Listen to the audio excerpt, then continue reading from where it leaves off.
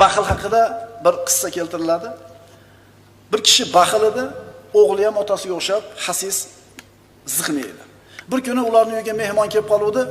Haligi ziqna uyda egasi aytdiki, "Ey o'g'lim" dedi, eshitilib.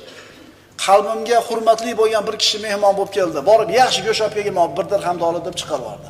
Hali o'g'il chiqib ketdi. 1 soat deganda qaytib keldi, qo'lida hech narsa yo'q. "Ha o'g'lim, nima qildingiz?" "Men qassobning oldiga bordim. Menga eng yaxshi go'shtdan berasiz ekan" desam, qassob aytdi, "Men sizga sariyog'dek go'sht beraman" dedi. Men aytdim, "To'xtang, sariyog' arzonroq-ku. Sariyog' olsam, do'konga borishim kerak. Do'kondorga bordim. Do'kondorning oldiga borib, menga yaxshi sariyog'ingizdan bering desam, u "Men sizga asaldek sariyog' beraman" dedi. To'xtang, asal sariyog'dan arzon-ku. Dedimda, asal purishning oldiga bordim. Asal purishga borib, "Yaxshi toza asalingizdan berasiz ekan menga" desam, "Men sizga suvdaqa toza asal beraman" dedi. Men aytdim, "Uyimizda suv bor-ku" dedimda, qaytib keldim dedi.